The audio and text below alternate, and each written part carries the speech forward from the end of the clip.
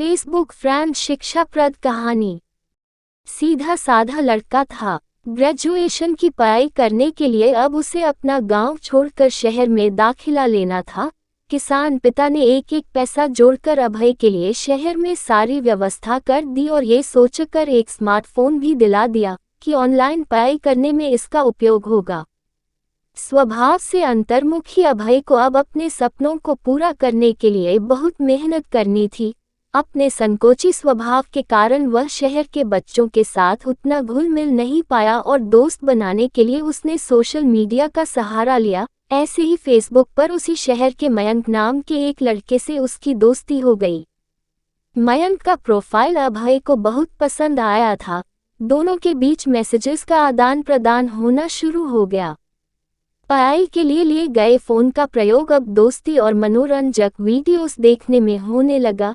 यहाँ तक कि क्लास करते हुए भी अभय का ध्यान मोबाइल स्क्रीन पर ही लगा रहता। मयंक और अभय की दोस्ती भी गहरी होती गई, यहाँ तक कि मयंक कई बार उसका फोन भी रिचार्ज करा देता। देखते देखते उनकी फ्रेंडशिप को 2-3 महीने बीत गए, पर अभी भी उनकी एक बार भी मुलाकात नहीं हुई थी। फिर एक दिन मयंक ने अभय को एक जगह बुलाने के लिए कॉल की। यार, एक बहुत अच्छी अपॉर्चुनिटी है, तू सुबह 10 बजे व्हाट्सएप के पते पर आ जा।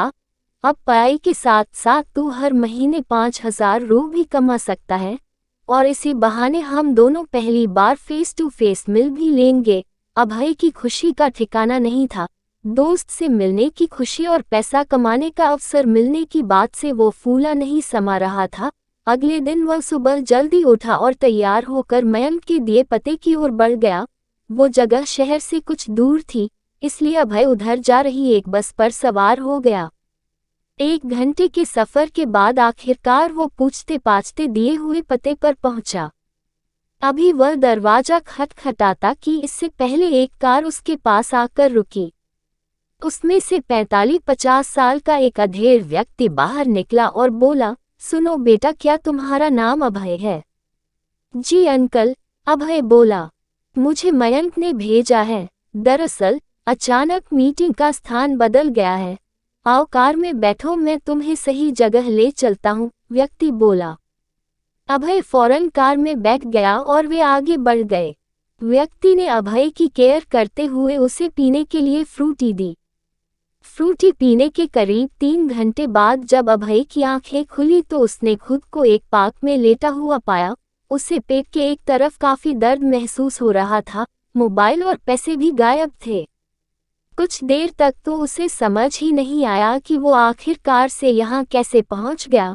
फिर उसने शर्ट उठाकर दर्द वाली जगह देखी तो वहाँ एक चीरा लगा हुआ था। अभय का दिल तेजी से धड़कने लगा। वह समझ चुका था कि उसके साथ कुछ बहुत गलत हो चुका है। वह फौरन भागकर डॉक्टर के पास गया, पर डॉक्टर ने जो बात उसे बताई उसे सुनकर उसके पैरों तले जमीन ही खिसक गई। उसके शरीर से एक किडनी गायब थी। अब उसकी काटो तो खून नहीं वाली हालत हो गई। सोचने लगा, क्या सपने लेकर गांव से शहर आया था, अब अपने पिताजी को क्या जवाब देगा। वह भागा भागा पुलिस के थाने पहुंचा। वहां जाकर तो उसके सामने डिजिटल दुनिया की सारी सच्चाई सामने आ गई। यह जो फेसबुक पर मयंक का प्रोफाइल था वह कोई युवा नहीं बल्कि वही अधेड़ व्यक्ति था जिसने उसे कार में बैठाया था। वह आकर्षक अकाउंट बनाकर अभय जैसे लोगों को, जो सफलता शॉर्टकट में चाहते थे और ऐसे छलावे पे विश्वास करते थे, फांसता था। फिर धीरे धीरे पर्सनल लाइफ में घुसकर उन्हें नौकरी का झांसा देकर बुलाता। उसके बाद शरीर के अंगों की चोरी करता था। ऐसे कितने सारे केसेस उसके नाम थे।